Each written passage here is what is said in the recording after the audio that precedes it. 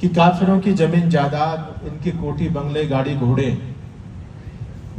सब कुछ लूटो, अपने कब्जे में करो, इनकी बहन बेटियों के साथ में बलात्कार करो, और यदि ये मान जाते हैं धर्म परिवर्तन कर लें तो ठीक है, नहीं तो कत्लेआम करके खत्म कर दो।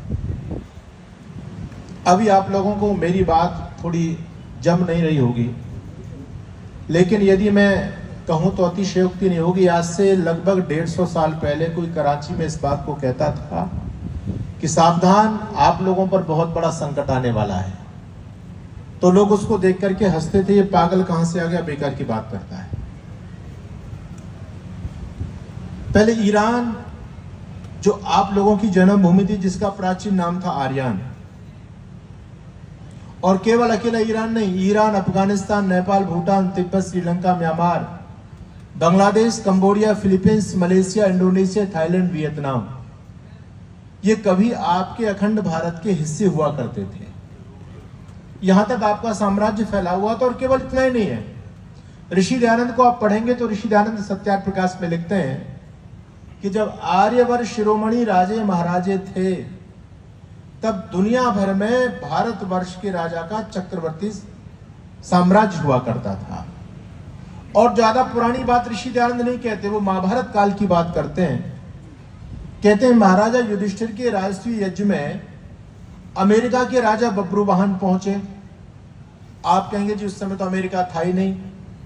उस समय अमेरिका था, लेकिन इसका नाम दूसरा था। इसको संस्कृत साहित्य में पाताल लोक कहा जाता है, आज आप जिसको अमेरिका कहते हैं। तो ऋषि दयानंद कहते हैं अमेरिका के राजा बब्रुवाहन, यूरोप के राजा बिडालाक्ष। अब देखो आप में कितनी पावर थी कभी हमारे देश में। जैसे आज अमेरिका की तूती बोलती है ना दुनिया में, वो चाहता है वो कर देता है। कभी वो पावर हमारे पास में थी। अमेरिका का राजा आपके राजा के अंतर्गत चला करता था। यूरोप के राजा बिडालाक्ष, चीन के राजा भगदत्त, ये चीन में चाओ म्याओ नहीं रहते थे, ये कम्युनिस्ट लोग नहीं रहते थे, हमारे पूर्वज लोग रहते थे इसमें, यानी आर्य हिंदू लोग रहा करते थे। चीन के राजा भगदत्त और ईरान के राजा शल्य। ईरान का प्राचीन नाम आर्यन है और ये आर्यों की जन्मभूमि थी। लेकिन आप सोचो, क्या ईरान में कोई हिंदू नाम का जंतु आज बचा है क्या? खत्म हो गए पूरी तरह से। पूरे यूरोप से हम खत्म हो गए, पूरे एशिया से खत्म हो गए।